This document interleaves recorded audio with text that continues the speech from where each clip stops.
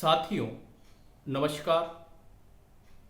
आप कुशल मंगल होंगे, इसी आशा और विश्वास के साथ एक बार फिर मैं आपके सामने एक प्रेरक प्रसंग जो कि उज्जैन के राजा विक्रमादित्य के जीवन काल से जुड़ा हुआ है लेकर आया हूँ।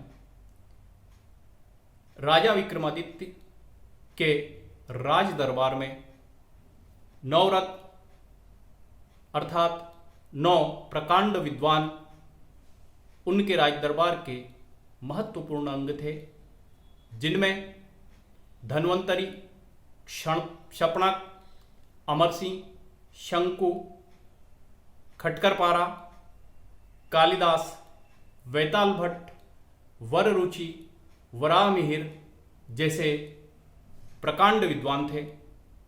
उज्जैन में राजा विक्रमादित्य के राज दरबार के ये नवरत्न महत्वपूर्ण अंग थे।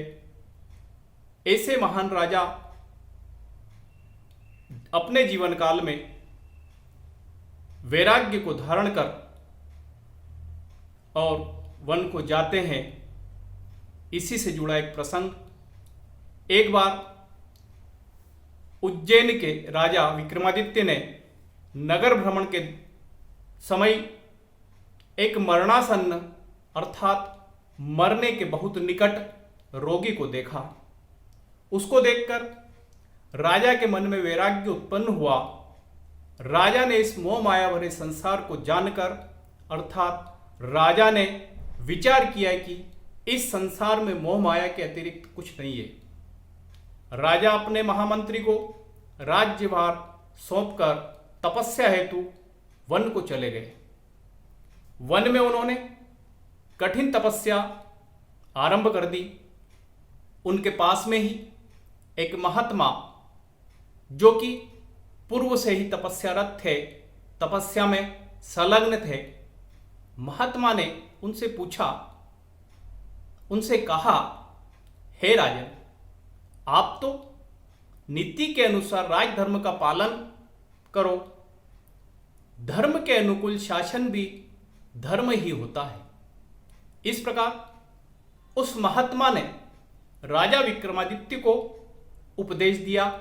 राजा ने कहा, नहीं महात्मन, तपस्या से ही परलोक अर्थात स्वर्ग प्राप्त होता है, कर्म से नहीं। महात्मा ने कहा, हे राजन, राजा का धर्म प्रजा का पालन और शासन करना है। तपस्या तो महात्माओं का काम है। ऐसा कहकर महात्मा ने राजा से पूछा, कर्म और तपस्या में क्या भेद है? राजा ने कहा, कर्म का स्थान भिन्न है, परंतु तपस्या से स्वर्ग प्राप्ति का मार्ग प्रशस्त होता है, अर्थात तपस्या करने से स्वर्ग की, मोक्ष की प्राप्ति होती है। ऐसा सुनकर महात्मा हंसते हुए बोले, हे राजन, मनुष्य अच्छे कर्म करके भी परलोक अर्थात स्वर्ग को प्राप्त कर सकता है। इसके बाद महात्मा ने अपने योग के बल से वहीं यमलोक का दृश्य राजा विक्रम को दिखाया। दृश्य में यमराज अपने दूतों से पूछ रहे थे, इसका कर्म कैसा है? एक दूत ने कहा, कर्म का लेखा तो चित्रगुप्त के पास है। कुछ देर विचार करके यमराज ने अपने दूतों को आदेश दिया कि यदि इसके कर्म अच्छे हैं तो स्वर्ग का द्वार खोल दो। यदि इसके कर्म अच्छे हैं तो स्वर्ग का द्वार खोल दो, और यदि इसके कर्म बुरे हैं तो जबरदस्ती नरक में डाल दो।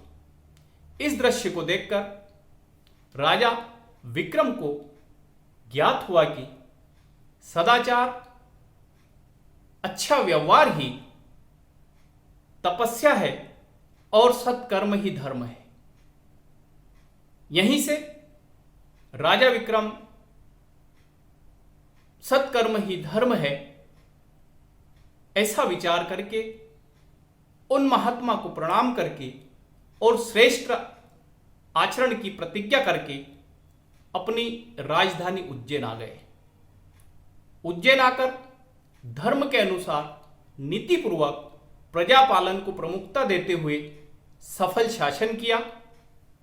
वह आज भी इस संसार में सत्कर्म अर्थात अच्छे कर्म के लिए प्रसिद्ध है। उनके जीवन का ध्येय वाक्य था सत्कर्म ही धर्म है।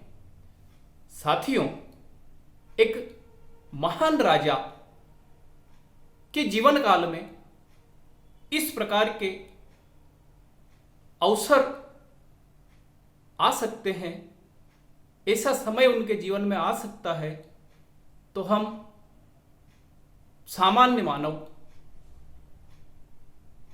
के जीवन में विभिन्न प्रकार के उतार चढ़ाव, सुख दुख आना स्वाभाविक है। साथियों, इस प्रसंग के माध्यम से हमें समझने की आवश्यकता है और स्पष्ट है कि सत्कर्म ही धर्म है। महात्मा या तपस्या करने वाला व्यक्ति ही मोक्ष को प्राप्त करता है, ऐसा नहीं है।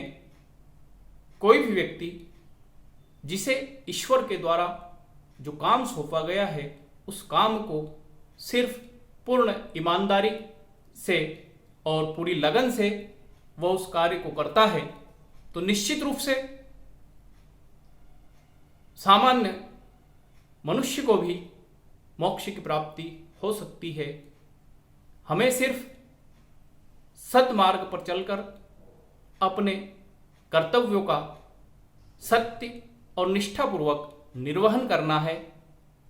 साथियों, मेरे इसी प्रकार के प्रेरक प्रसंग से ओतप्रोत वीडियो को देखने के लिए चैनल को लाइक और सब्सक्राइब कीजिए। मिलते हैं अगले वीडियो में। धन्यवाद।